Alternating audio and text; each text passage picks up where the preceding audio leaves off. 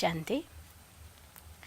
ജീവിതത്തിൽ കഷ്ടപ്പാട് വരുന്ന സമയത്ത് പലപ്പോഴും നമുക്ക് തോന്നിപ്പോവാറുണ്ട്, ഒരു കഷ്ടം വരുമ്പോൾ എല്ലാതും കൂടി അവരുടെ തലയിലേക്ക് തന്നെ വരുന്നുണ്ടല്ലോ എന്ന്. ഒരു ചെറിയ ഉദാഹരണം പറഞ്ഞാൽ, നമ്മുടെ കാലിലോ കയ്യിലോ എവിടെയെങ്കിലും ഒരു മുറി പറ്റിയിട്ടുണ്ടെങ്കിൽ നിങ്ങൾക്ക് എല്ലാ അനുഭവം ഉണ്ടായിരിക്കും. എപ്പോഴൊക്കെ കയ്യോ കാലോ എവിടെയെങ്കിലും തട്ടുന്നുണ്ടെങ്കിൽ ആ മുറിയിലേ വന്ന് തട്ടു. ആരെങ്കിലും നമ്മൾ തൊടാൻ വന്നാൽ ആ മുറിയിലേ വന്ന് തട്ടു. വേദന അനുഭവിച്ചുകൊണ്ടേയിരിക്കും. നമ്മൾ വിചാരിക്കുക, എന്താ എല്ലാതും ഇവിടെ തന്നെ വന്ന് തട്ടുന്നുണ്ടല്ലോ നമ്മൾ വിചാരിച്ചു പോകും. ജീവിതത്തിൻ്റെ ഒരു സത്യം അത് തന്നെയാണ്. സമയം നമ്മളോട് യുദ്ധം ചെയ്യുന്ന സമയത്ത് യാതൊരു വഴിയും നമുക്ക് തുറന്നു വെക്കാറില്ല.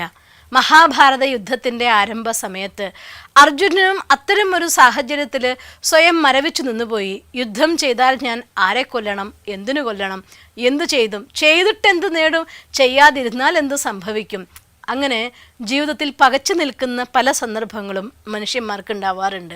അന്ന് അർജുനൻ്റെ കഥയെങ്കിൽ ഇന്ന് അതുപോലുള്ളതായിട്ടുള്ള നിരവധി കഥകളിൽ ജീവിക്കുന്ന മനുഷ്യന്മാരുണ്ടാവും. അവർക്കെല്ലാവർക്കും വേണ്ടി ഒരു കൊച്ചു അനുഭവം ഞാൻ നിങ്ങൾക്ക് പറഞ്ഞു തരികയാണ്. ഒരച്ഛനും മകനും, ഒരച്ഛൻ നന്നായിട്ടൊരു ജ്വല്ലറി ടൗണിൽ നടത്തുന്നുണ്ടായിരുന്നു. മകൻ കുറച്ച് വലുതായി, 22 വയസ്സായി. അച്ഛനെ സഹായിക്കുന്ന മകനായി മാറി.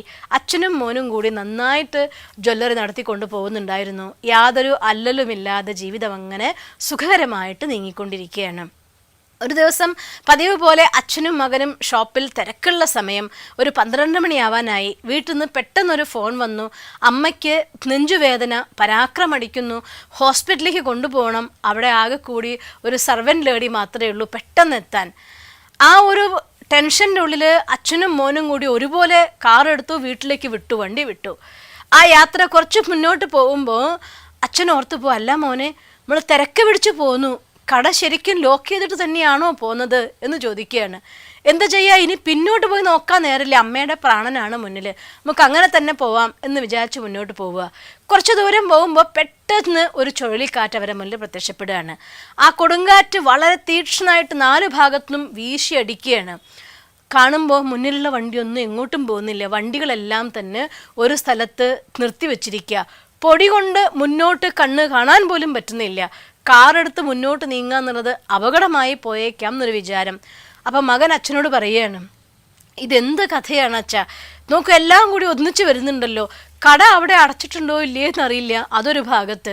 അമ്മ നെഞ്ചുവേദനയായിട്ട് കിടക്കുകയാണ്, എന്ത് സംഭവിച്ചു എന്നറിയില്ല, അത് മറുഭാഗത്ത്. നമ്മളാണെങ്കിൽ ഇവിടെ കാറ്റിൽ പെട്ടുപോയല്ലോ, മുന്നോട്ട് നമുക്ക് പോവാനും ആവില്ലല്ലോ എന്ന് പറയുകയാണ്. അപ്പം അച്ഛൻ ഒരു മിനിറ്റ് ആലോചിച്ചിട്ട് പറയും, നീ ഒന്നും ചിന്തിക്കേണ്ട, പതുക്കെ കഴിയുന്നത്ര വേഗത്തിൽ കാറ് മുന്നോട്ടെടുക്കുക, മുന്നോട്ട് പോയിക്കൊണ്ടേയിരിക്കാം.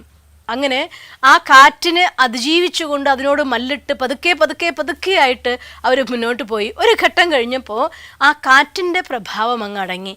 കുറച്ച് മുന്നോട്ട് പോയി തിരിച്ചു കഴിഞ്ഞ് നോക്കുമ്പോൾ അവിടെ കാറ്റിൽപ്പെട്ട് വണ്ടി നിർത്തിയിട്ടവരൊക്കെ അപ്പോഴും ആ കാറ്റ് തന്നെയാണ്.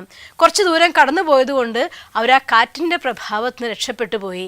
അങ്ങനെ വേഗം കാറോടിച്ചു. വീട്ടിലെത്തി നോക്കുമ്പോൾ അമ്മയുടെ നെഞ്ചുവേദന മാറിയിരിക്കുന്നു, കുഴപ്പമൊന്നും കാണുന്നില്ല, സമാധാനം. അപ്പോൾ അടുത്തുള്ളതായിരിക്കുന്ന ഷോപ്പിലേക്ക് ഫോൺ ചെയ്ത് ചോദിച്ചു. അവർ പറഞ്ഞു, നിങ്ങൾ കട പൂട്ടിയിട്ട് തന്നെയാണ് പോയത്, അല്ലാണ്ട് പോയിട്ടില്ല എന്ന്.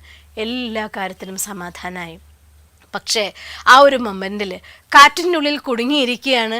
കടയടച്ചോ നമുക്കറിയില്ല, അമ്മയുടെ അവസ്ഥ എന്തെന്നറിയില്ല. ഈ രീതിയിൽ ജീവിതത്തിലൊരു സിറ്റുവേഷൻ വരുമ്പോൾ പകച്ചു നിന്നു പോകുന്ന പലരുമുണ്ട്. അച്ഛൻ്റെ തീരുമാനം പോലെ മനസ്സിനെ ശാന്തമാക്കിക്കൊണ്ട് നമുക്കാവുന്ന വേഗത്തിൽ മുന്നോട്ട് പോയിക്കൊണ്ടിരുന്നാൽ ഒരു ദിവസം ഈ കൊടുങ്കാറ്റും ഇല്ലാതാകും, ആ വേദനകളും കഷ്ടപ്പാടും ഇല്ലാതാകും, എല്ലാ കാര്യങ്ങളും സേഫ് ആവുന്ന അവസ്ഥയുണ്ടാവും. അതുകൊണ്ട് എന്തെങ്കിലും വരുമ്പോൾ ഒരു കാർമേഘം വന്നു കഴിഞ്ഞാൽ മഴ പെയ്തൊഴിയും, അത് പോകും. നാളെ ഒരു വസന്തം നമുക്ക് വേണ്ടി തയ്യാറെടുക്കും. അതുപോലെ ജീവിതത്തിൽ കഷ്ടപ്പാട് വരുന്ന സമയത്ത് പകച്ചു നിൽക്കാതെ ഏതെങ്കിലും ഒരു ചെറിയ മൂവ്മെൻ്റെങ്കിലും നടത്തിക്കൊണ്ട് മുന്നോട്ട് പോയിക്കൊണ്ടേയിരുന്നാൽ സൊല്യൂഷൻ ഇല്ലാത്ത ഒരു പ്രോബ്ലങ്ങളും ഈ ലോകത്തില്ല, പരിഹാരമില്ലാത്ത ഒരു പ്രശ്നങ്ങളും ഇല്ല, സുഖം കണ്ടെത്താനാവാത്ത ഒരു ദുഃഖങ്ങളും ഇല്ല. അതുകൊണ്ട് മുന്നോട്ടുള്ള യാത്ര നിന്നു പോകരുത് എന്ന് മാത്രം. ആ പരിശ്രമം, മുന്നോട്ടുള്ള യാത്ര തുടർന്നുകൊണ്ടേയിരുന്നാൽ എല്ലാ കഷ്ടപ്പാടിനും അതിജീവിച്ചുകൊണ്ട് നമുക്ക് ലക്ഷ്യത്തിലെത്താൻ സാധിക്കും. നിങ്ങൾക്കങ്ങനെ സാധിക്കട്ടെ എന്ന് ഞാൻ ഈശ്വരനോട് പ്രാർത്ഥിക്കുന്നു. ഓം ശാന്തി. ദിവസം തോറും ജീവിത വിജയങ്ങൾക്ക് വെളിച്ചം വീശുന്ന പുത്തൻ വീഡിയോകൾക്കായി ഞങ്ങളുടെ യൂട്യൂബ് ചാനൽ സബ്സ്ക്രൈബ് ചെയ്യൂ. നോട്ടിഫിക്കേഷൻ ലഭിക്കുന്നതിനായി ബെൽ ഐക്കൺ ക്ലിക്ക് ചെയ്യൂ.